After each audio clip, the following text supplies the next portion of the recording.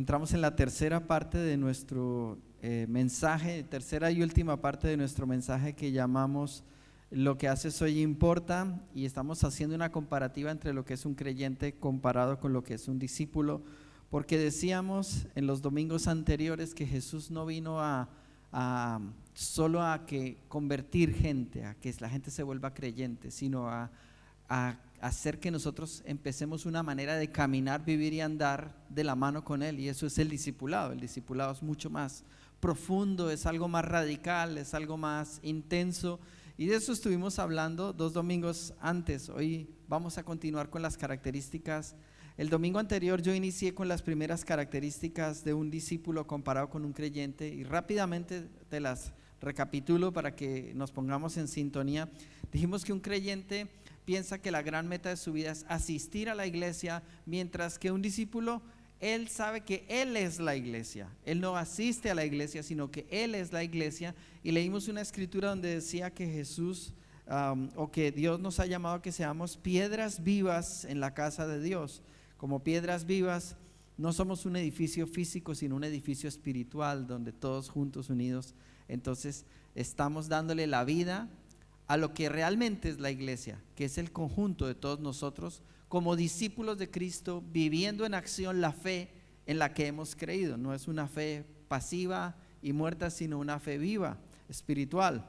La segunda cosa que comparamos es que un creyente cree en Cristo, pero un discípulo vive para Cristo. Hay una diferencia ahí en la acción, en el paso de acción. ¿Se dan cuenta? El primero da un paso para creer solamente, pero luego su actitud es pasiva, mientras que la del discípulo quiere seguir a Cristo, quiere ir detrás de Cristo. Y puedes encontrar muchos ejemplos de verdaderos discípulos en los evangelios que cuando encontraron a Cristo ellos querían dejarlo todo y seguir a Cristo, porque esa es la actitud de un discípulo. Entiende que no es suficiente con haber escuchado a Jesús y recibir de Él el perdón, sino que yo quiero caminar con Él, quiero crecer, quiero ser transformado, quiero estar más cerca de Él, para que cada día que yo camine con Él yo pueda crecer y parecerme más a Él. Ese es el anhelo de un discípulo. No anhela solamente congregarse en una iglesia, recibir lindos mensajes y decir gracias Dios porque un día voy a ir al cielo porque tú me has perdonado, que amén, amén, porque esa es parte de la salvación, pero no lo es todo. La tercera característica que vimos, o la tercera comparativa, fue que el creyente ve a Jesús como su Salvador, mientras que el discípulo ve a Jesús como su Señor. Señor, es el Señor de su vida, el dueño de su vida. Y la última cosa que hablé el domingo pasado, me dio más tiempo en una reunión que en la otra, pero dijimos que el creyente está buscando continuamente que le animen, mientras que el discípulo está buscando animar a otros. Hay una diferencia. El creyente quiere que lo animen y el discípulo que siente la necesidad de animar a otros. Y ahí tomé un poquito de tiempo para hacer la comparativa y decir, evidentemente todos queremos que nos animen continuamente. ¿Quién no quiere que lo animen, verdad?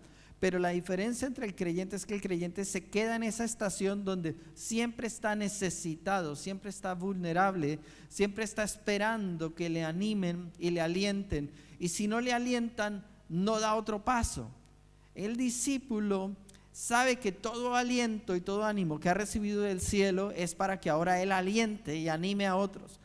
Y yo quiero decirte un secreto muy sencillo aquí en este punto antes de continuar al siguiente, y es: cuando tú empiezas a hacer, y todos los pasos que voy a enseñar a continuación conectan con esto, cuando tú empiezas a vivir la fe, empiezas a notar cómo eso te trae una vida que es indescriptible. Cuando dejas de enfocarte solo en ti mismo y en tu propia necesidad personal y empiezas a entender que realmente el Señor te salvó para que muchas de las cosas que tú vives puedas compartir y ayudar a otros, y empiezas a animar a otros, entonces sí que la vida cambia y empiezas a notar cómo hay un fuego que por sí mismo se empieza a avivar. Cuando tú obedeces la palabra produce en ti vida, y el discípulo siente y respira esa vida. Yo les aseguro que aquellos de nuestra iglesia que han ido en nuestro trabajo social a las calles a ayudar y a bendecir, ¿A que sí? A que se siente maravilloso cuando estáis haciendo el trabajo, cuando termináis el trabajo, así sean muy cansados, muy agotados. Sentís un gozo y una, como que, ¿qué tal que me hubiera quedado en mi casa sintiéndome triste, desanimado, esperando que alguien me anime? En cambio salí a darle a la gente, y cuando salí a darle a la gente, salí lleno, volví como con más fuerza, volví con una capacidad de darme cuenta que Dios tiene mucho para mí, Dios puede usarme mucho.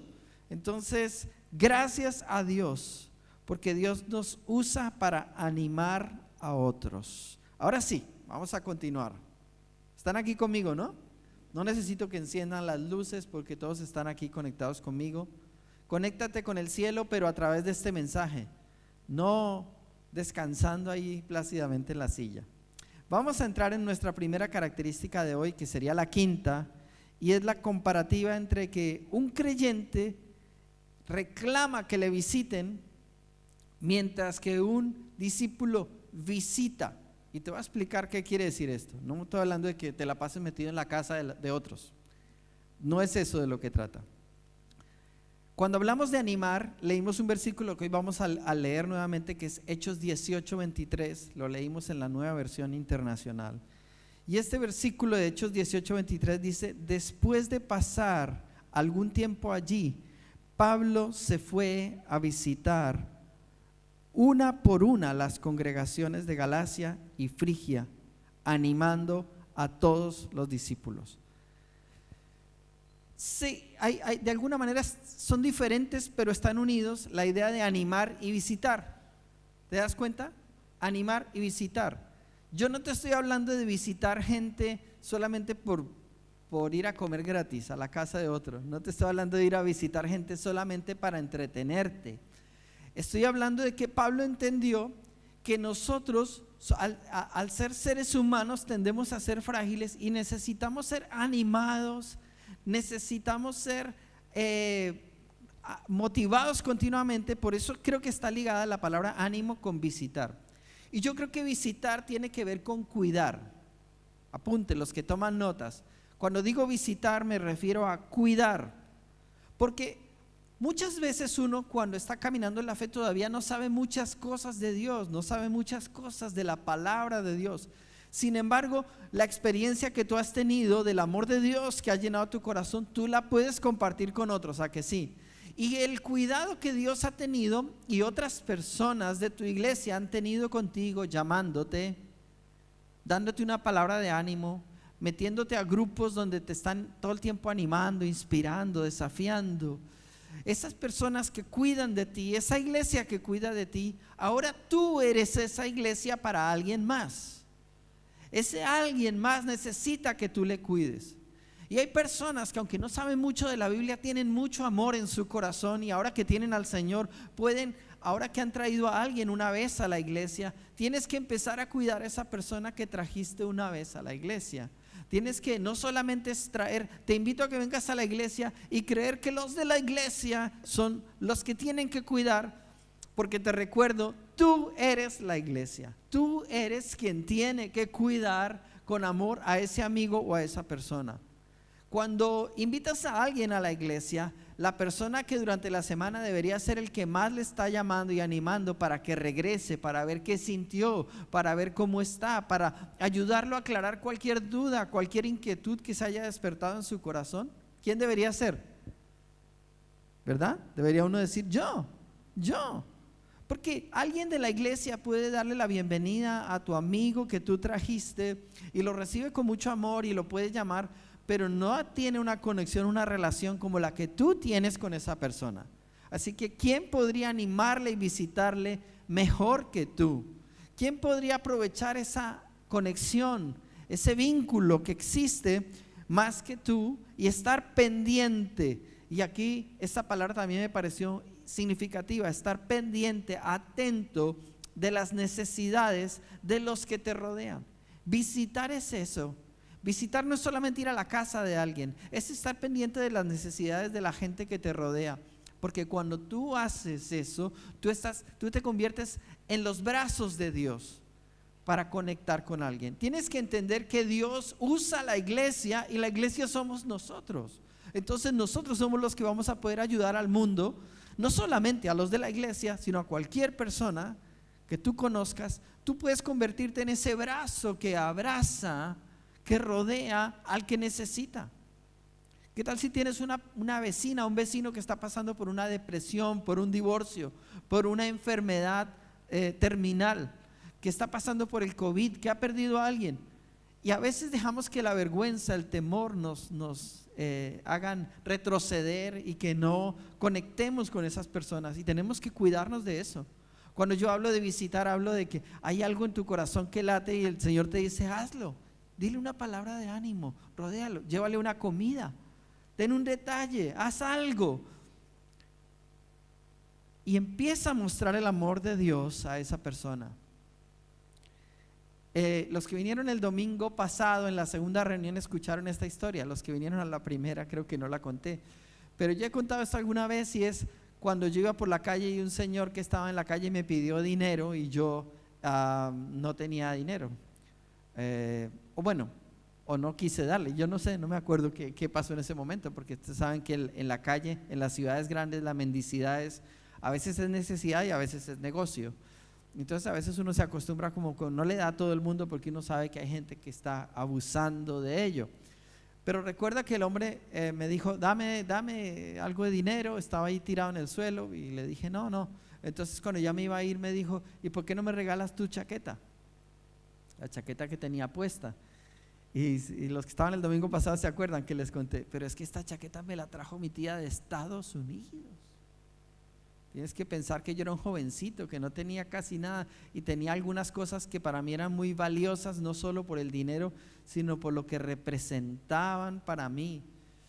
Y entonces dije: yo cómo le voy a dar esta chaqueta tan espectacular a este hombre. Y me marché, y me sentí que el Espíritu Santo me redarguía, me incomodaba y me decía: vuelve, dale la chaqueta. Avancé unas cuantas calles, 5 o 6 calles, yo no sé cuánto. Yo me fui, creo que a mi compromiso, a lo que yo realmente iba, porque yo iba pasando rápido. Entonces yo me fui. El caso es que no sé cuánto tiempo transcurrió. Yo dejé ir esa oportunidad, pero el Espíritu Santo no me dejaba en paz. Al día siguiente fui al lugar, me fui con otra chaqueta y me fui con esa chaqueta en mi mano para dársela. Y dije: vale, Señor, te voy a obedecer, le voy a dar la chaqueta, ¿vale? No sé, piensan tú que es una cosa apreciada para ti. Puede ser una chaqueta, como puede ser un móvil, como puede ser otra cosa, ¿sabes? Para mí era esa chaqueta. Entonces cuando llego allá para dársela, no estaba, el hombre no estaba. Y no sabes lo mal que me sentí de no haber obedecido a Dios en la primera instancia. Porque si el hombre me dice: dame la chaqueta, y yo me voy y no siento nada del Espíritu Santo, porque el Espíritu Santo nos advierte, ¿sabes? El Espíritu Santo nos guía, para eso lo ha puesto Dios en nuestro interior, en nuestro propio espíritu. El Espíritu Santo nos da convicción de si algo lo debemos hacer o no lo debemos hacer. Y cuando esto ocurre, uno tiene que obedecer, en vez de razonar, tiene que obedecer. Yo razoné, no obedecí, me perdí mi bendición de ese momento. Y te cuento esto para que veas que no solo cuento las cosas que me salen bien, sino también las que me salen mal. Y me doy cuenta que aprendí en esa lección que yo no debía hacer eso, que yo tenía que ser fiel con Dios en escuchar y obedecer al Espíritu Santo. Y en lo de visitar, yo lo asocio con eso. ¿Se dan cuenta que visitar no es solamente eso? Cuando la gente está pasando por un mal momento en las cárceles, Jesús nos dijo que ayudemos al pobre, al que está en la cárcel, pero no solamente al que no tiene que comer, sino también al que está pasando, como os dije antes, una depresión, un momento difícil. Porque tú has pasado cosas difíciles y yo también. ¿Y para qué? Para ese momento en que logramos tener un encuentro y podemos animar y podemos visitar. Quiero cerrar esta idea de que visitar es un acto intencional. Cada semana tienes que ponerte en tu mente, en tu agenda espiritual: Señor, ¿cuáles son mis visitas de esta semana? ¿Entiendes? ¿Cuáles son mis encuentros de esta semana? ¿Con quién quieres que me encuentre y qué quieres que haga?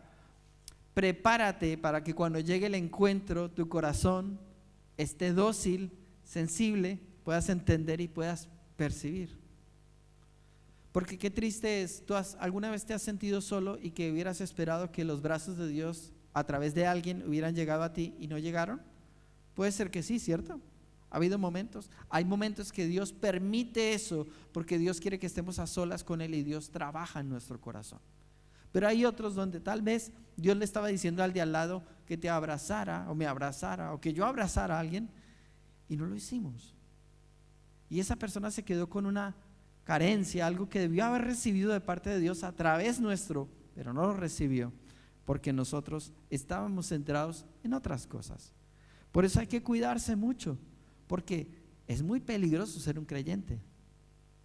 El creyente no está buscando visitar, el creyente está sentado en su casa y al lado del teléfono esperando que lo visiten, que lo animen, que oren por él, que estén pendientes de él. Y si pasa una semana, si nadie te ha llamado, dices, ¿ves? Qué mala iglesia, qué malos hermanos.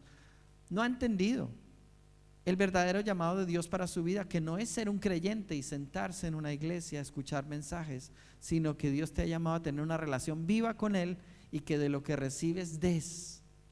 Hoy estás recibiendo en este lugar, ahora eso es ¿para qué? Para darlo a otros.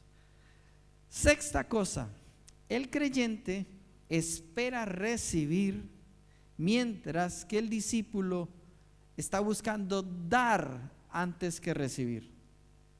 ¿Qué está buscando el creyente? Recibir, ¿no? ¿Y qué está buscando el discípulo? La oportunidad para dar.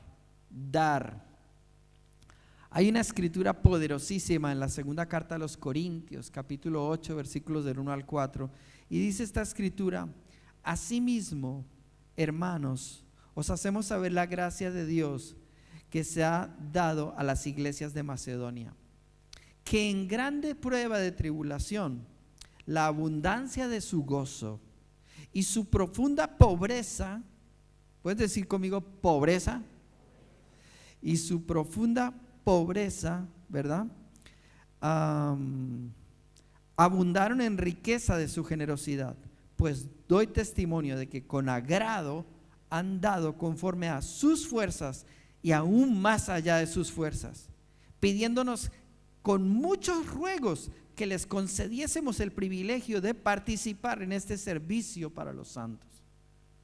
Encontramos una preciosa iglesia aquí, la iglesia de Macedonia, que era una iglesia que estaba pasando por dos situaciones: primero, por grandes pruebas, y segundo, por grande pobreza. O sea, lo están pasando mal, ¿no? Muchas pruebas, una iglesia que está en medio de pruebas, una iglesia que está en un nivel económico muy bajo. Me refiero, cuando hablo de la iglesia, no me refiero a las finanzas de la administración, sino a las finanzas personales de cada uno.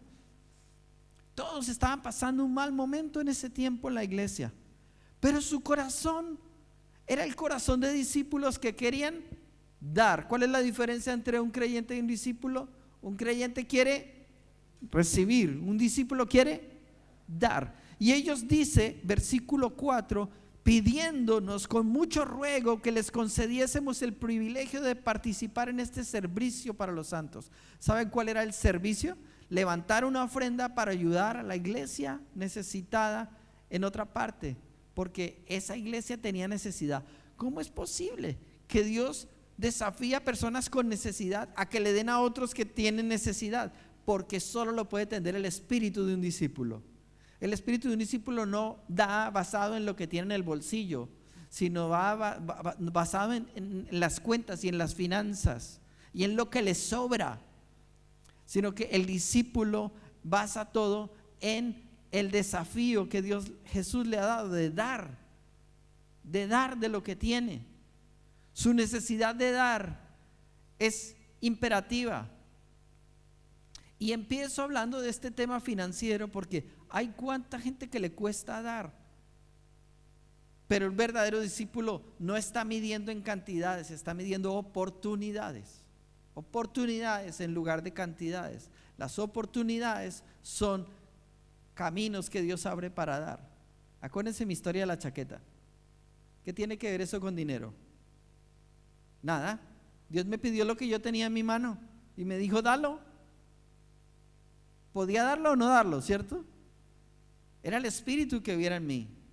Es el Espíritu que hay en ti. Pero dar no es solo dinero, no es solo finanzas. Cuando hablo del espíritu de dar, es el espíritu de entregarte, de sacrificarte, de tu tiempo, de tus dones, de tu esfuerzo. Hay algo muy importante en la vida de un discípulo, y es que un discípulo nunca se siente abusado.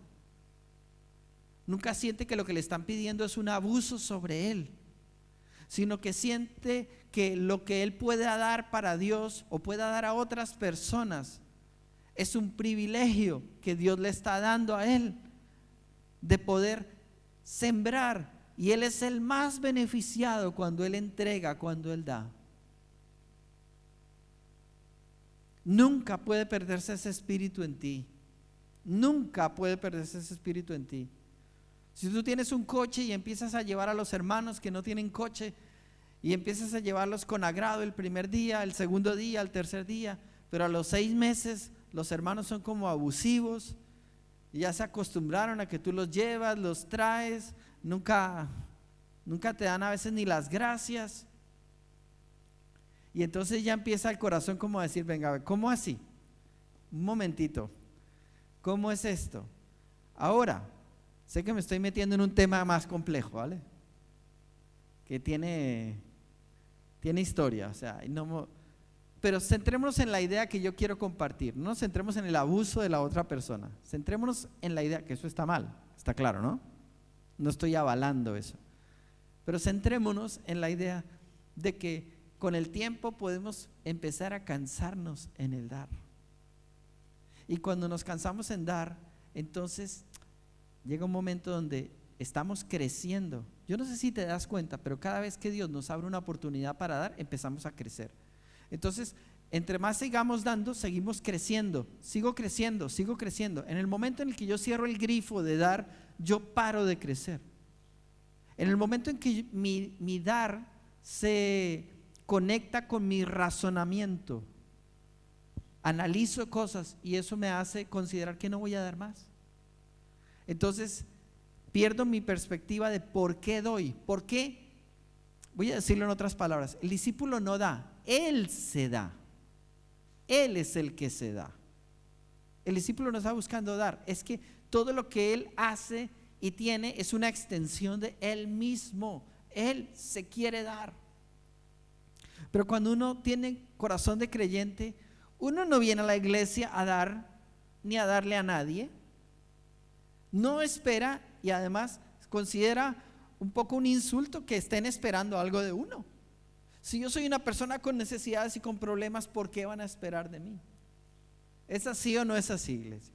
Es así, ¿verdad? Y mucha gente viene e incluso actúa hasta de mala manera porque considera que los otros tienen que actuar de buena manera con él, aunque él actúe de mala manera con los demás. Termina el culto, no saluda a nadie, no habla con nadie, se va rápido, o va a los de la cafetería como si fueran sus siervos a pedirles, ponme esto, haz lo otro, tal. Pues de la cafetería, qué mal atienden. Yo creo que atienden bien, pero qué demorados son, qué ineficientes. Y empiezas a tener unas actitudes como si esto fuera un club. Y tú no has venido a la iglesia solamente a recibir, sino a dar. Y tú dices, pero ¿yo qué voy a dar? Primero que todo, tu amistad. Y ahí tienes que empezar a abrirte. Porque si no, nunca vas a crecer en tu vida espiritual. Si no te abres a las relaciones con otros cristianos, sino que tus relaciones son siempre con gente no cristiana. Porque a los creyentes les huyen. Escúchame, tienes que huir es del diablo y del pecado, no de los creyentes, no de los cristianos.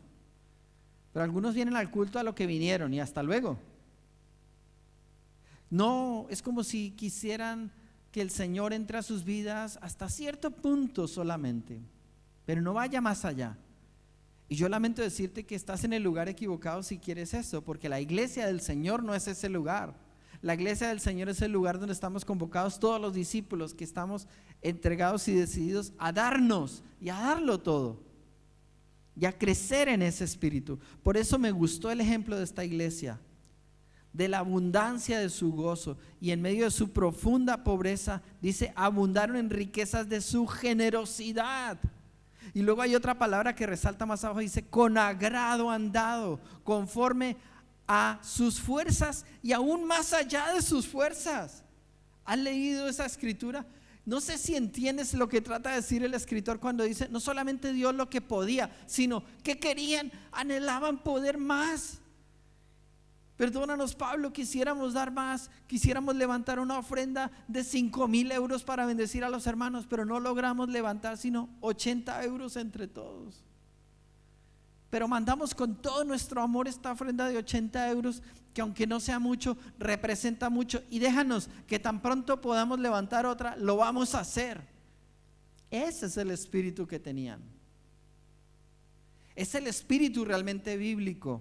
Es el espíritu que encontramos en el Antiguo Testamento cuando el Señor convoca para construir el tabernáculo, y se acuerda que Él le dice a su pueblo que traigan todo lo que recibieron cuando salieron de Egipto, y ellos empiezan a traer de lo que les dieron los egipcios cuando ellos salieron, empiezan a traer las pieles, las joyas. Yo he predicado sobre esto, como algunos seguramente en Israel, cuando los egipcios al salirles decirle por favor váyanse, y les empezaron a dar, imagínense, ropas, cosas, joyería. Y digo, pero si ellos van a viajar en el desierto, ¿para qué quieren joyas? Imagino esas mujeres ahí con esas joyas por el desierto. No había ni a quien lucirles las joyas. No tenían ni idea que Dios les había dado algo con otro propósito que no era la vanidad. Amén, cuando Dios nos da para comprarnos cosas, darnos ciertos caprichos o lujos, pero hay cuidado cuando no nos damos cuenta que Dios nos dio algo temporalmente con otro propósito. Entonces ellos sí entendieron, y por eso los israelitas, cuando llega el momento donde dicen vamos a construir el tabernáculo, necesitamos oro, necesitamos plata, necesitamos telas, necesitamos todo, y ellos dijeron, pues es que tenemos de todo eso. Si hubieran salido como esclavos no tendrían nada. Pero ¿qué te ha ido dando el Señor en el camino de tu vida? Es cuestión de recibir para dar, recibir para dar. No puedes dar de lo que no tienes. Pero aquí no hablamos solo de lo material. ¿Qué has recibido de Dios desde que le conoces? ¿Has recibido perdón? ¿Has ayudado a otros que tienen problemas para perdonar? ¿O todavía tienes que resolver situaciones personales de perdón? Porque si todavía estás ahí, entonces recibe el perdón, sana completamente para que puedas perdonar a otros y luego puedas ministrar y bendecir a otros, enseñándoles y ayudándoles a salir de su atasco en el que están. Séptima cosa, el tiempo vuela, pero es que me apasionan todas estas cosas del discipulado. Séptima cosa, un creyente murmura y reclama, mientras que un discípulo obedece, bendice y actúa. Te repito, un creyente murmura y reclama, mientras que un discípulo obedece, bendice y actúa. La Biblia nos habla con frecuencia de no murmurar, y hay un versículo en la Biblia donde, permítame un segundo. Bueno, a ver si lo encuentro un segundo. Hay un versículo aquí que dice, Jesús respondió y les dijo, en Juan 4:3 dice, Jesús respondió y les dijo, no murmuréis entre vosotros. Fíjate que esas palabras del Señor se las dice ¿a quién? A sus discípulos. No lo está diciendo a gente que no es cristiana, que va a la iglesia.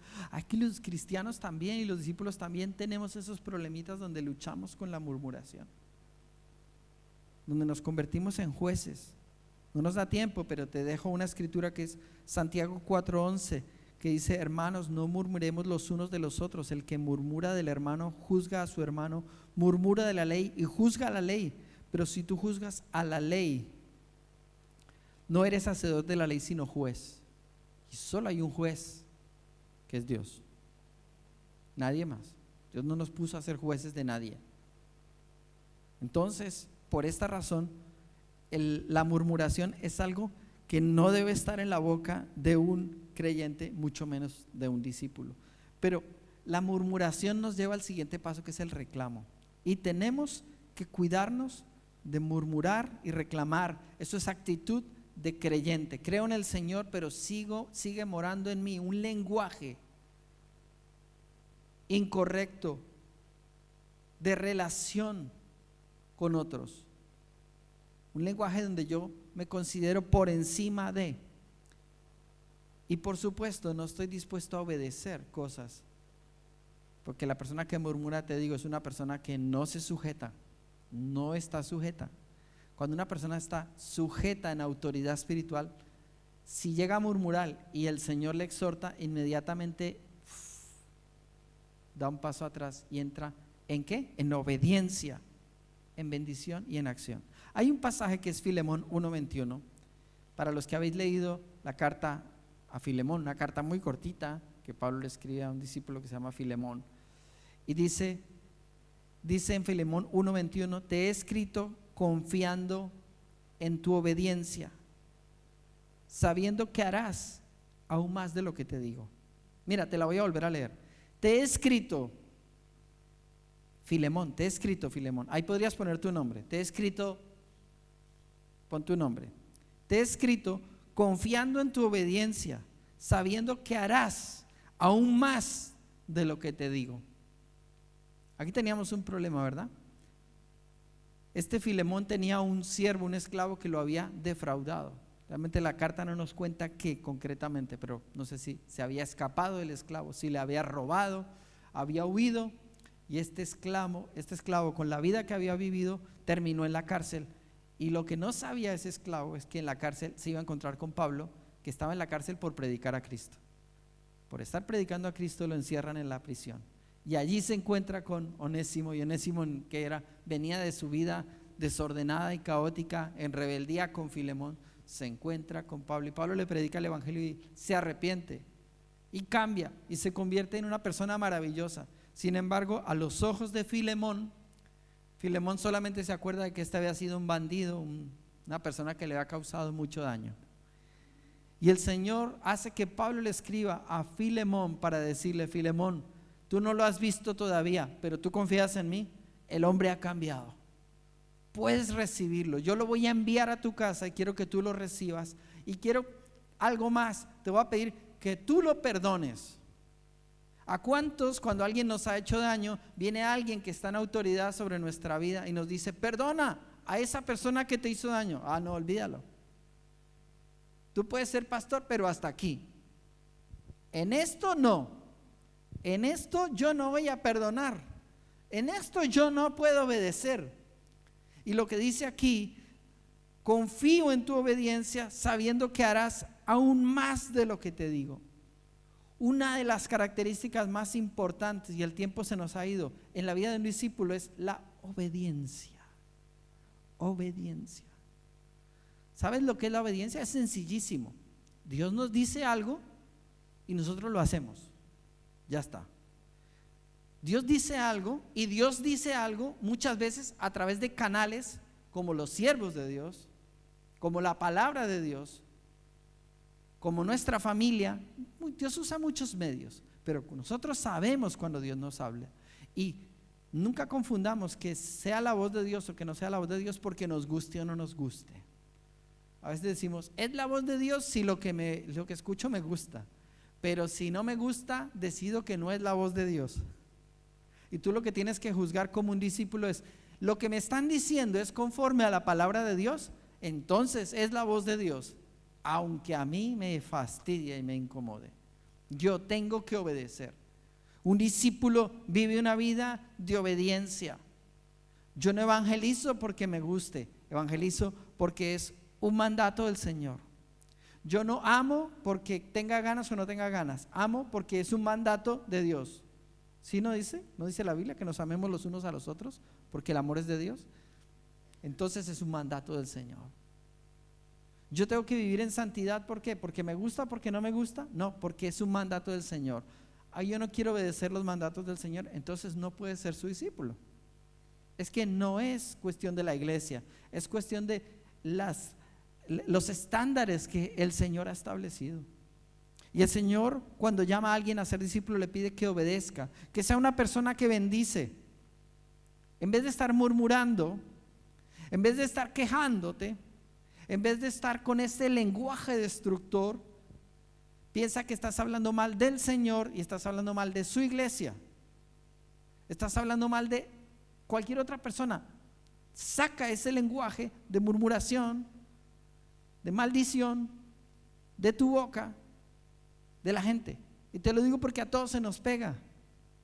Yo puedo ver la situación política de España y empiezo a murmurar.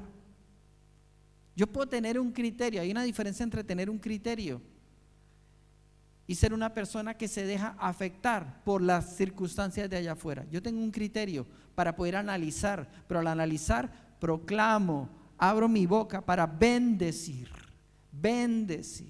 para hacer bien. Jesús nos dijo que le hiciéramos bien y declaráramos bien sobre los que nos maldicen, sobre los que nos hacen mal, sobre nuestros enemigos. Bendice a tus enemigos. No maldigas a tus enemigos, mucho menos a la casa de Dios y a la gente de Dios. Cada vez que tengas la tentación de eso, acuérdate, yo soy un discípulo. Tienes que decir, yo soy un discípulo. Si eres chico, si eres chica, yo soy una discípula del Señor. Así que yo tengo que cuidarme de ser una persona que obedece, que bendice y por último, ¿qué? Actúa. Porque dice aquí, sé que harás aún más de lo que te digo. Acción. Si hay una palabra importante con la que cerramos todo esto, es acción. Acción. Una persona que quiere ser un discípulo verdadero del Señor no solo deja la murmuración y el reclamo, lo cual te pido que hoy, antes de salir, lo dejes aquí, ¿vale? Todo el paquete que tengas de murmuración y reclamo del pasado, te animo a que ahora que hagamos una oración al final pidas perdón, porque sé que la mayoría lo hacemos y lo hemos seguido haciendo a pesar de ser creyentes. Piénsalo muy bien. Has murmurado de un amigo de la iglesia, has murmurado de un líder de la iglesia, has menospreciado el liderazgo de alguien, has menospreciado el lugar de autoridad, has menospreciado un consejo, una palabra de amor que recibiste de parte de Dios a través de alguien aquí. Sé que sí, la mayoría sí. De hecho, algunos de los que estamos aquí, yo los conozco y sé que años después se han acercado a la persona y le han dicho, perdóname porque cuando me hablaste me fastidió tanto que lo único que hice fue como cogerte manía. No quería verte, no quería estar contigo, no quería, tú me buscabas pero yo me evadía. Sí, ¿verdad que los líderes pueden decir aquí? Yo veo a varios líderes que dicen, amén, eso me ha pasado a mí. Y tú les haces bien y luego están hablando mal de ti. Es increíble. Pero tú tienes que caminar es por obediencia, por amor al Señor y no por lo que los demás hagan. Sabiendo que harás, dice aquí Pablo, te digo esto porque vas a obedecerlo y sé que vas a hacer más de lo que yo te digo.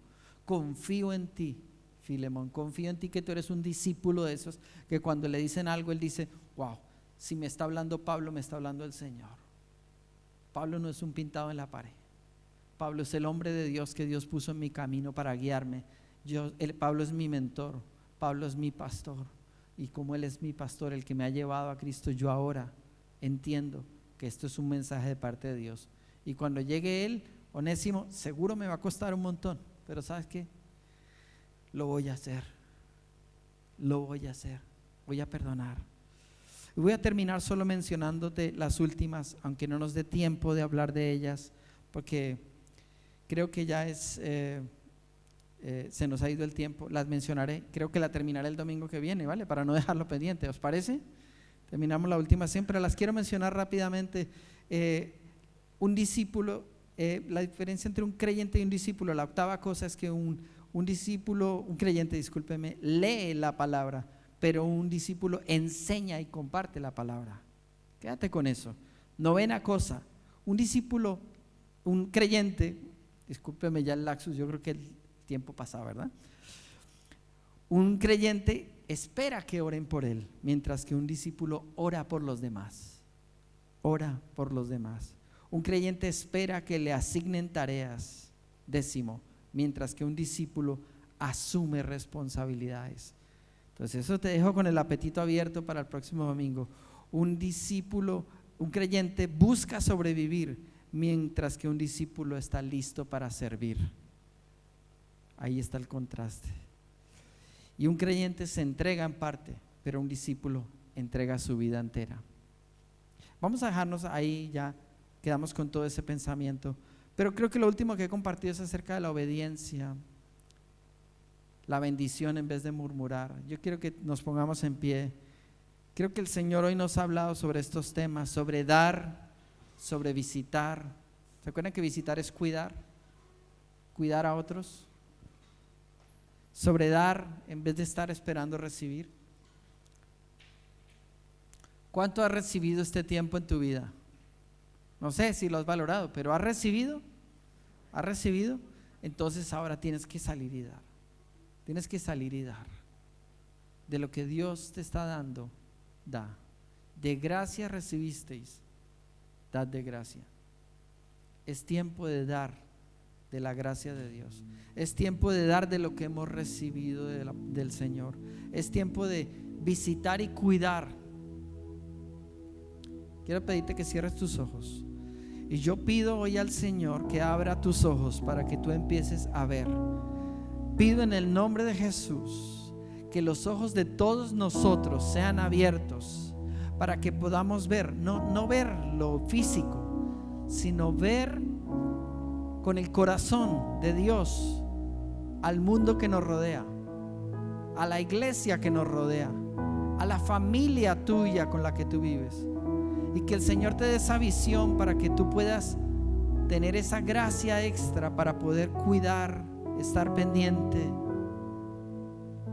ver una necesidad y arriesgarte a acercarte a esa zona en la que tal vez nunca has estado, pero que tal vez Dios te dice: dale una palabra, dale un abrazo, prepárale una comida, hazle una compra, bendice a esa persona, dile que yo la amo, dile que yo estoy pendiente, dile que tú haces eso porque yo te mandé, que no crea que eres tú, que sepa que soy yo que te estoy enviando a ti. Sal del lugar de confort, sal del lugar donde siempre esperas recibir. Yo también quiero recibir esta mañana, pero quiero recibir para luego salir y entender que esa gente que Dios pone en mi camino está en la voluntad de Dios. Está en la voluntad. Dios los ama, desesperadamente los ama. Que esas personas a las que les estamos dando alimento en la calle, Dios no quiere solamente atender su necesidad material, por supuesto, pero su corazón, sus problemas de lo más adentro que tienen, es donde Dios quiere llegar. Dios quiere cambiar sus vidas. Como el endemoniado gadareno, Dios quiere hacer todo nuevo. Entrégate. Dile en esta última oración: obedezco, Señor, obedezco. Empiezo a entrar en el camino de obediencia. Hazlo conmigo, dile: entró al camino de obediencia, entró al camino de obediencia. Padre, me rindo en el camino de obediencia. Perdóname por mi desobediencia. Perdóname porque en vez de obedecer a veces me he unido al club de los que murmuran, de los que reclaman, de los que están esperando, pero no de los que están listos para hacer. Necesitamos, Dios, un cambio en nuestra vida de iglesia del siglo XXI. Una iglesia que quiere ir a las cárceles, a las calles, a los pobres, a los deprimidos. Una iglesia que reciba sanidad para dar sanidad, que reciba amor para dar amor. Danos eso, Señor. Danos eso hoy. Te lo pedimos en el nombre de Jesús. Amén.